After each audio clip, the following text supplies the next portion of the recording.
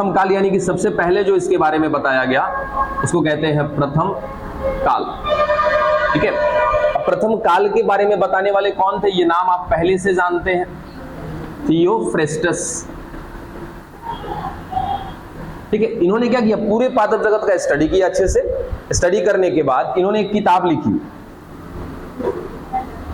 Plantarum. ठीक है, plantarum एक किताब लिखी। इसका डेट वगैरह कुछ है क्या? डेट का तो कोई जिक्र है नहीं। कोई नहीं, इसका पूरा नाम रखा है आपका हिस्टोरिया प्लांटेरम। डेट नहीं है इसका। ठीक है, एक पुस्तक लिखी जिसमें इन्होंने 500 प्रकार के पादपों के बारे में जानकारी दी। ठीक है, तो ये प्रथम काल, बस केवल आपको डिटेल लिख लेना है, दिमाग में रखना है कि किसने क्या किया है। ठीक है, तो सबसे पहली बार जो पादप जगत के बारे में किसी ने बताया वो कौन थे, थियोफ्रेस्टस। उन्होंने एक किताब लिखी जिस किताब का नाम था हिस्टोरिया प्लांटेरम। ठीक है, जिसमें इन्होंने 500 प्रकार बोला हमने। हाँ बिल्कुल, तो याद रखिएगा इन्होंने सीधा सीधा कि 500 प्रकार के पादपों के बारे में वर्णन किया, इन्होंने जानकारी दी। और उसके साथ साथ किन किन को, तो ट्री, श्रब्स और हर्ब्स। ट्री को क्या कहते हैं, वृक्ष। इसको कहते हैं छूप और इसको कहते हैं शाक। ये एक प्रकार की झाड़ियां होती है और ये मुख्य रूप से शाक ऐसे होते हैं जो ऐसा कह सकते हो कि ये, अरे क्या बोलते हैं जी, हर्बल को, जैसे शायद आयुर्वेद या कुछ कहते हैं ना, क्या, अरे वो ठीक है शाक, उसको नहीं, इसको एक और नाम दे सकते हैं, क्योंकि जो भी हर्बल्स होते हैं ना ज्यादातर इनमें जड़ी बूटी होती है। जड़ी बूटी लिख सकते हो, जड़ी, हाँ जड़ी, हाँ औषधि युक्त कह सकते हैं। तो इन 3 प्रकार के बारे में इन्होंने जिक्र किया। खत्म हो गया क्या बच्चा आपका पहला काल। ये तीनों प्रकार के बारे में जिक्र किया था, लगभग 500 प्रकार के दिखाए थे किसमें, हिस्टोरिया प्लांटेरम में। किसने, थियोफ्रेस्टस ने। खत्म हो गया इनका कहानी, डिटेल में लेके चलेंगे। उसके बाद फटाफट, कुछ लिखना तो नहीं है इसमें, बुक में है तो उसको अंडरलाइन कर। यहां से सवाल पूछे गए हैं कई बार, एक दफा नहीं, कई बार सवाल पूछे गए। हाँ ठीक है। उसके बाद द्वितीय काल,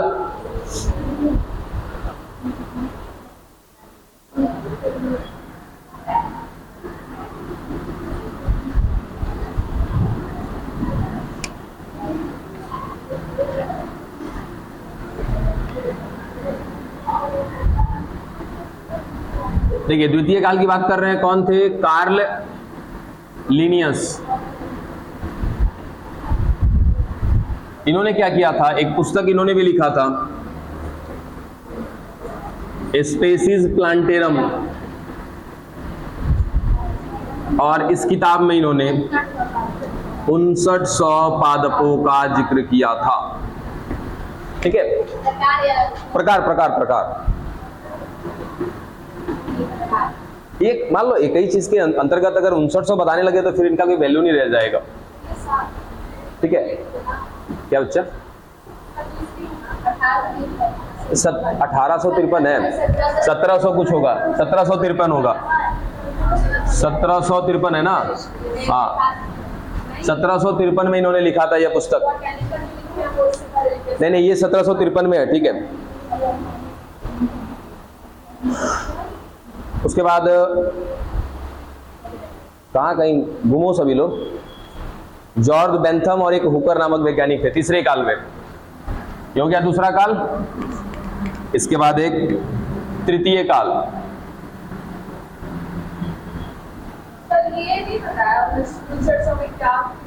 ये सब पादप के बारे में ही जिक्र किया, स्पेशली पादप के बारे में ही सब बात कर रहे थे। ये बस हिस्ट्री है, उसके बारे में जानना है, बस ध्यान में रख लीजिएगा। अब अगले कौन थे, जॉर्ज बेंथम और एक वैज्ञानिक थे इनके साथ, हुकर। जॉर्ज बेंथम और हुकर। इन्होंने क्या किया था ना, इन्होंने भी सेम चीज पादप के बारे में ही बताया, लेकिन इन्होंने क्या किया था, प्राकृतिक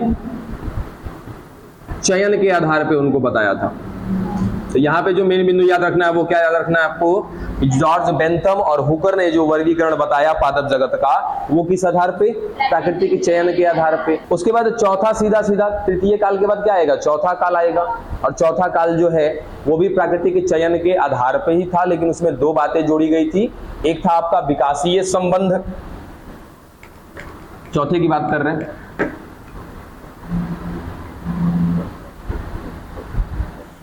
चतुर्थ काल का जो वर्गीकरण था, इसमें किसी एक स्पेशल वैज्ञानिक का नाम नहीं आता है। 3 काल तक तो स्पेशल वैज्ञानिक का नाम आया ना। चौथे काल में क्या था कि डार्विन के साथ, तो डार्विन जो है ना, अभी अभी जिनके बारे में बात किया, चार्ल्स डार्विन, तो डार्विन के साथ अन्य बहुत सारे वैज्ञानिक थे, ठीक है। और उन सब ने क्या किया कि सर प्राकृतिक चयन के हिसाब से ही देखा, लेकिन इसमें ना दो बातें अपने अलग से जोड़ दी गई।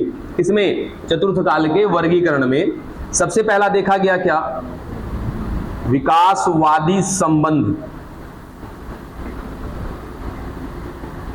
और दूसरा बिंदु जोड़ा गया उसमें आनुवांशिकता।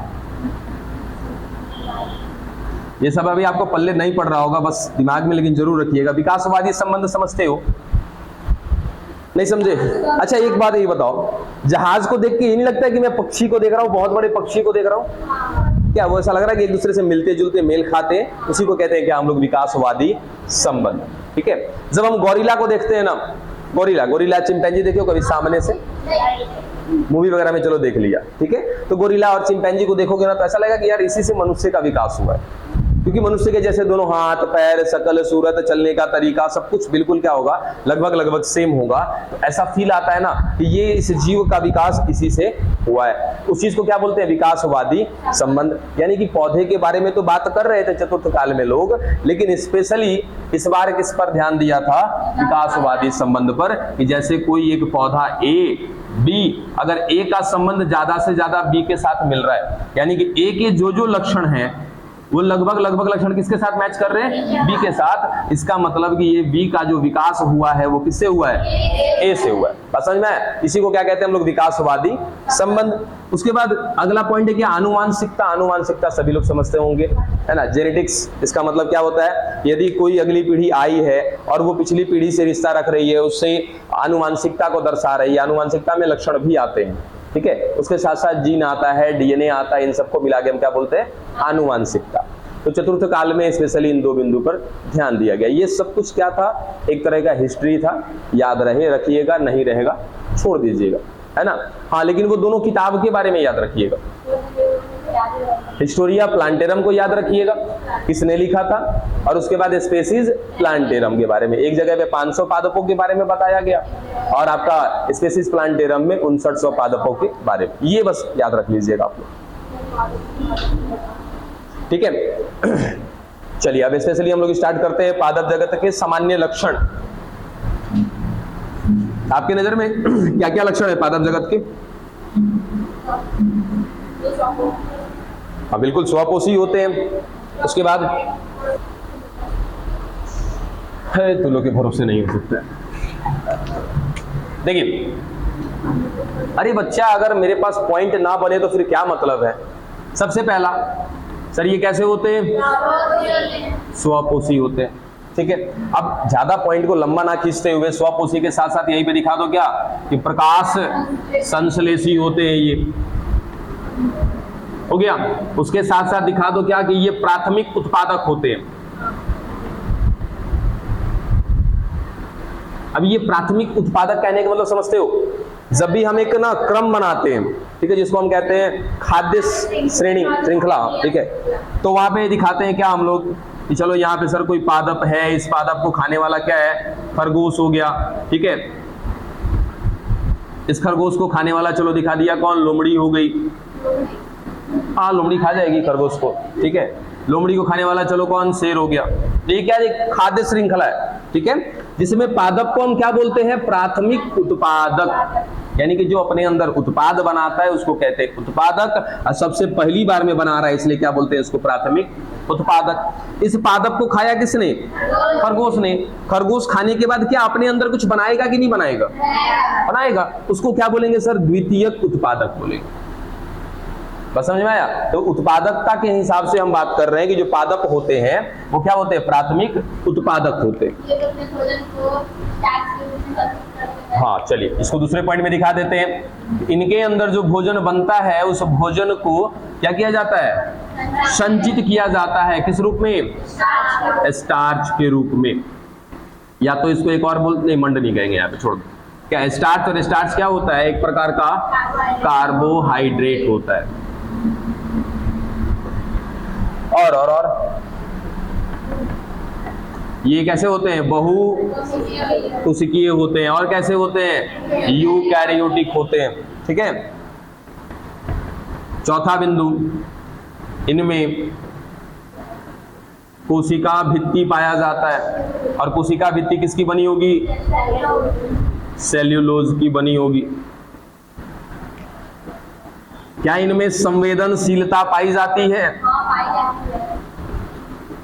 कैसा संवेदनशीलता आपने महसूस किया बताइए? हाँ, संवेदनशीलता को कहते हैं स्टिमुलेशन।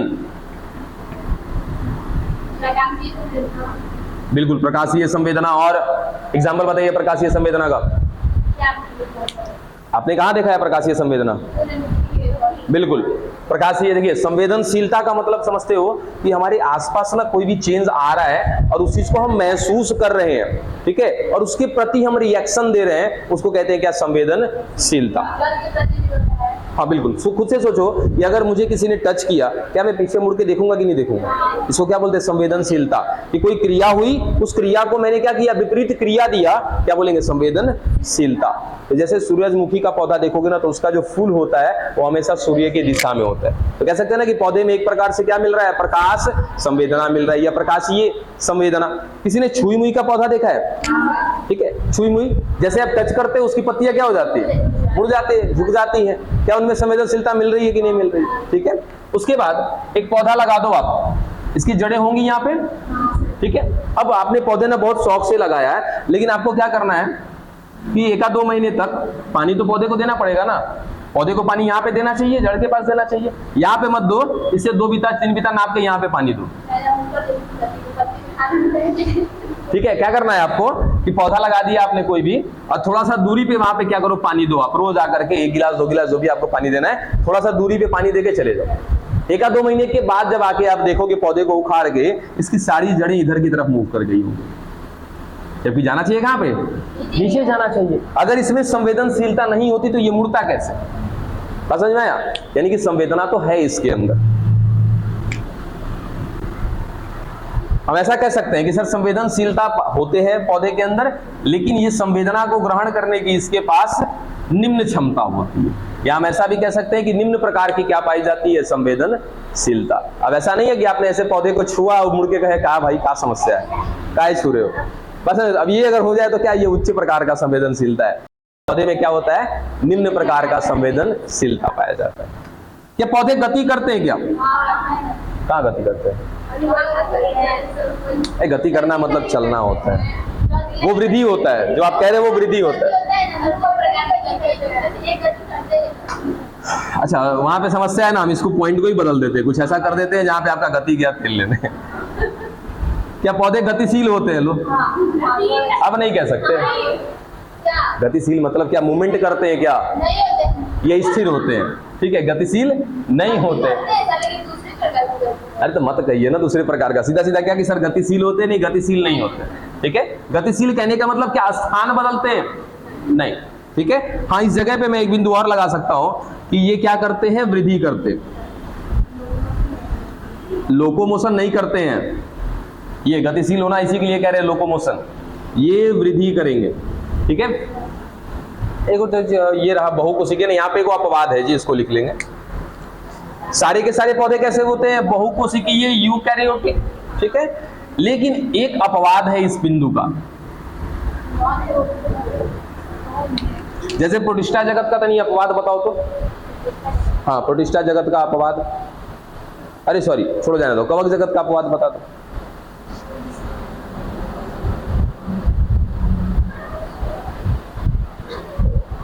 क्या जी कवक जगत का अपवाद? ईस्ट काहे? ठीक है, वैसे ही पादप जगत में सब कैसे होते हैं? बहुकोशिकीय, एक अपवाद है क्लेमाइडोमोनास। हाँ, अरे बुढ़वा कैसे जीवाणु समझ रहे थे आज तक? नहीं, तो क्लेमाइडोमोनास को याद रखिएगा कि क्लेमाइडोमोनास क्या है? ये एकल कोशिकीय है, एकल कोशिकीय पादप। ठीक है, दिखते कैसे हैं? तो ये कुछ इस तरीके के होते हैं, इस तरीके से। चलो वृद्धि करते हैं, यहां तक की बात हो गई। इसको मिटाएं, इसको लिखना नहीं है ना। ये अपवाद जरूर ध्यान में रखिएगा, क्लेमाइडोमोनास। अगला पॉइंट कितना हुआ? 6, 7, 8। ये बताइए, इनमें जनन होता है क्या? कौन कौन सी विधि से जनन हो सकता है? बिल्कुल याद रखिएगा कि सर इसमें लैंगिक भी हो सकता है और अलैंगिक भी होता है। अरे प्रकाश संश्लेषण लिख दिया ना, इसे लिखोगे तो बहुत सारा हजारों को पॉइंट बना दोगे। प्रकाश संश्लेषण लिखा ना, प्रकाश संश्लेषण की विपरीत क्रिया है क्या? उसका श्वसन। चलो लैंगिक हो गया, अलैंगिक हो गया। और अलैंगिक में मुख्य रूप से कैसे करते हैं ये? तो कायिक प्रवर्धन। कितने लोगों को कायिक प्रवर्धन का मतलब पता है?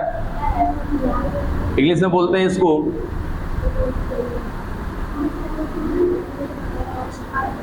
Vegetative propagation. कायिक प्रवर्धन इसका मतलब लैंगिक जनन तो समझ में आता है कि सर पौधे के अंदर युग्मक बनेगा, निषेचन होगा, युग्मनज बनेगा, बीज बनेगा, नया पौधा आ जाएगा। ठीक है, वो अलैंगिक जनन मुख्यतः कौन सी विधि से होता है? कायिक प्रवर्धन। कायिक प्रवर्धन क्या है? बिल्कुल, देखिए पौधे में दो भाग होते हैं, हमारे अंदर भी हर एक जीव में क्या होता है? दो भाग होता है। ठीक है, एक को कहते हैं कायिक भाग और एक को कहते हैं जनन भाग। ठीक है, कोई भी जीव की बात करोगे तो हर एक जीव में क्या मिलेगा? दो पार्ट। देखिए जैसे पादप की बात कर रहे हैं तो पादप में भी क्या मिलेगा? दो भाग मिलेगा। एक को कहेंगे कायिक भाग और एक को कहेंगे जनन भाग कहेंगे। ठीक है, या जर्म कह दो, बात वही है, जर्म कह दो, जनन कह दो, जो समझना है समझ लीजिएगा। कायिक भाग और जनन भाग। अब पौधे में जो जर्म भाग या जनन भाग होता है वो कौन होता है बच्चा? पुष्प होता है। ठीक है, अब पुष्प के अलावा जो जो बचा वो सब कौन है? कायिक भाग। जैसे टहनी, पत्ती, है ना, उसके बाद उसकी जड़ें, इतना जितना भी आपको दिख रहा है, तना, जो दिख रहा है पुष्प के अलावा वो सारा कुछ क्या है? कायिक है। और केवल पुष्प क्या है? जर्म या जनन भाग। ठीक है, तो हमने क्या बोला कि सर लैंगिक कर रहा है, तो लैंगिक करेगा तो कौन से भाग से करेगा? पुष्प से करेगा, क्योंकि लैंगिक भाग ही कौन है? हमारा पुष्प है। अब अलैंगिक की बात करो तो अलैंगिक में मुख्य कौन सा प्रकार से? कायिक। अब कायिक में पुष्प को छोड़ करके तनी खुद से एग्जाम्पल सोचो, कभी खेती गृहस्थी पे अगर दिमाग गया हो कि पुष्प के अलावा किसी अन्य भाग से हम पौधा उगा सकते हैं क्या? एग्जाम्पल? अरे ब्रायोफिल्म यहाँ किसने देखा होगा? सबने देखा होगा, पता नहीं देखा सर। हाँ, चलो बहुत अच्छी बात है, किसने नहीं देखा है? अरे आपने देखा है ना बाबू। सपोज ऐसा एग्जाम्पल दो कि सबको समझ में आए। गुलाब का पौधा कभी लगाए घर पे? क्या लगाते हैं? टहनी काट के लगाते हैं ना? टहनी लगेगा? लग जाएगा, थोड़ा सा उसका नीचे टहनी जो है ना, आपके कुछ ना कुछ तो कमी है।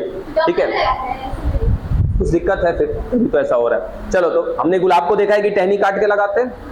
आलू की खेती भी कभी देखा है? आलू को ही डालते हैं। आलू क्या है? तना है। ठीक है, आलू हमको देखने में भले तना जैसा नहीं लगता है, लेकिन आलू होता है क्या एक्चुअल में? तना है। जब आलू हमको लगाना होता है तो आलू को ही डाल देते हैं अंदर, काम हो जाता है हमारा। अदरक, अदरक लगाना होगा तो अदरक को ही उठा के डाल देते हैं। लहसुन, लहसुन क्या है, वो फली है, ठीक है, फूल नहीं है, वो क्या है, उसकी फली है, तो लहसुन का एक एक दाना लगा देते हैं, ठीक है। प्याज का तो बीज आता है, प्याज का बीज आता है बुड़बक, ठीक है। तो चलो कुल मिला जुला करके हम क्या कर सकते हैं सर, तो सिंपल सा कि पौधे के पुष्प भाग से भी पौधा उगाया जा सकता है। पुष्प भाग से पौधा उगेगा तो वो कौन सी विधि कहलाएगी, लैंगिक जनन। और यदि पुष्प को छोड़ करके किसी अन्य भाग से अगर जनन हो रहा है तो वो क्या कहलाएगा, कायिक प्रवर्धन या कायिक जनन कहलाएगा, ठीक है। तो पौधे में लैंगिक और अलैंगिक दोनों विधि से जनन कराया जाता है या होता है।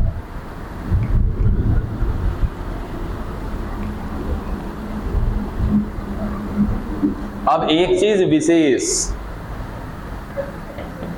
पौधे में या इनके पीढ़ियों में एक चीज देखने को मिलता है, पीढ़ी एकांतरण, अल्टरनेशन ऑफ जेनरेशन। ये बिंदु दिमाग घुमाएगा और इसी पे पूरा का पूरा थैलोफाइट, ब्रायोफाइट, टेरिडोफाइट टिका हुआ है। लगभग तो सारे हो गए बिंदु। एक और बिंदु दिखा देना अगर उसमें दिखना हो तो, कि सर पौधे जो होंगे वो दो प्रकार के हो सकते हैं, जलीय हो सकते हैं और स्थलीय भी हो सकते हैं। लिख ही देते हैं, 10 बिंदु हो जाएगा बराबर। पौधे जो हैं जलीय भी हो सकते हैं और स्थलीय भी हो सकते हैं। बोलिए बोलिए बोलिए बोलिए, 11वां बिंदु बताइए। हाँ कह लो सर, पौधे उत्पाद भी देते हैं। अब उत्पाद के रूप में इनका उत्सर्जी पदार्थ हो सकता है। जैसे कभी आपने देखा है कि पौधे से मोम बनना, मोम तो नहीं, ये गोंद है ना, गोंद बनना, रेजिन बनना, ऐसा बहुत सारा पदार्थ होता है, टेनिन बनना, ये सब पौधे से ही प्राप्त किया जाता है। रबड़ भी किससे प्राप्त किया जाता है, पौधे से। तो वो सब कुछ एक प्रकार से ना अपशिष्ट पदार्थ होता है, लेकिन हम उसको क्या करते हैं, उत्पाद के रूप में इस्तेमाल में ले लेते हैं। डन। ये तो हमने बेसिक सी चीजें देखी, लेकिन इनमें खाली एक पॉइंट को समझना है, अल्टरनेशन ऑफ जेनरेशन। अब इस चीज को समझने के लिए समय है जी, समझा ही देते हैं आप लोग को। पक्का समझोगे ना? चलो अच्छा, इसमें ये बताओ, क्या सभी को एक पॉइंट क्लियर है, अगुणित और द्विगुणित?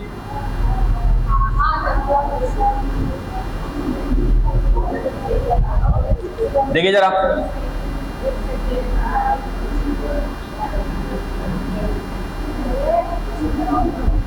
बातें नहीं करिए।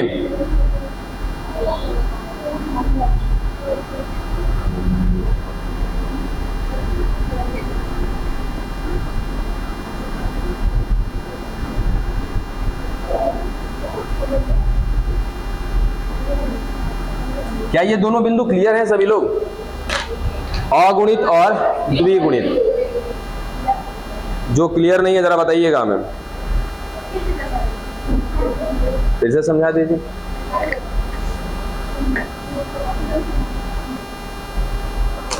देखो समझिएगा बात को, क्या है, जैसे सीधा सीधा बात करते हैं कि सर एक बार इधर देखो, सर जैसे हम हो एक जीव है, चलो मानव की बात कर रहे हैं, हमारे अंदर क्या कोशिकाएं हैं? क्या हमारी कोशिकाओं में गुणसूत्र हैं? ठीक है, कितने गुणसूत्र हैं?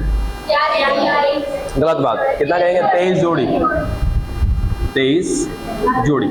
46 कह सकते हो, कोई दिक्कत नहीं है, कोई आपत्ति नहीं है, लेकिन 23 जोड़ी कहने से ना एक अलग ही फील आता है। फील क्या आता है कि सर 23 को जोड़ी में है, ठीक है। अब अगर इसमें इसको जैसे संधि विच्छेद करते हो ना, वैसे संधि विच्छेद कर दो इसका, कि सर 23 इधर कर देते हैं और 23 इधर कर देते हैं, और बता देते हैं क्या कि सर यहाँ पर गुणसूत्र संख्या 1 2 3 ऐसे करके कितना होगा? 23 होगा। यहाँ भी कितना होगा? 1 2 फिर उसके बाद 3, ऐसे ही करते करते कितने होंगे? 23 होंगे। अब जब ये एक कोशिका के अंदर मिल रहे हैं तो यहाँ पर क्या मिल रहे हैं? जोड़ी में। जैसे गुणसूत्र संख्या 1 गुणसूत्र संख्या 1, ये क्या मिल रहा है? जोड़ी में। फिर वैसे ही 2 नंबर वाले के साथ जोड़ी में, वैसे ही करके पूरा 2300 का 2300 क्या मिल रहा है, जोड़ी में मिल रहा है। ठीक है, अब ये जो जोड़ियां हैं इसकी, ये जो 23 है ना, इसको बोलते हैं हम लोग एक सेट। ठीक है, इसको भी क्या बोलेंगे, एक सेट। ठीक है, अब ऊपर वाले को जरा देख के बताओ तो कि सर ये जो कोशिका है इसमें कितने सेट गुणसूत्र हैं, 2 सेट, क्योंकि एक सेट ये और एक सेट ये क्या मिल रहे हैं, जोड़ी में मिल रहे हैं, है ना। तो जोड़ी में मिल रहे हैं तो क्या कहेंगे सर, इस कोशिका में ये जो बगल में है इसके अंदर 2 सेट गुणसूत्र है। ठीक है, जिसमें से एक एक सेट की बात करें कि सर ये वाला 23 कहीं ना कहीं पिता से आया होगा और ये वाला किससे आया होगा, माता से आया होगा। तो सिंपल सा एक लॉजिक और भी कह लो कि सर हमारे अंदर जो 23 जोड़ी गुणसूत्र मिल रहा है ना, इस 23 जोड़ी में 2 सेट हैं, इसमें से एक सेट हमारे पिता का है और एक सेट हमारे माता का है। बात समझ में आ गई। और अगर जिस कोशिका के अंदर 2 सेट मिल रहे हैं क्या गुणसूत्र के, ऐसी कोशिका को क्या बोलते हैं, 2n बोलते हैं। 2n माने द्विगुणित। एक ऐसी कोशिका जिसके अंदर केवल क्या मिल रहा है, एक सेट मिल रहा है गुणसूत्र का, उसको क्या बोलते हैं, n यानी कि अगुणित। अब बोलो खत्म हुआ कहानी, अगुणित। एग्जाम्पल क्या सर, हमारे शरीर में मिलने वाली एक एक कोशिका कैसी, द्विगुणित है ना। जैसे बात करेंगे युग्मक का, जैसे शुक्राणु अंडाणु, वो क्या हो जाएंगे, अगुणित हो जाएंगे। शुक्राणु अंडाणु कौन है, युग्मनस क्या हो जाएगा, द्विगुणित हो जाएगा।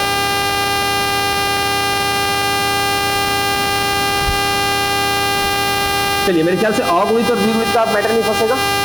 आगे देखो,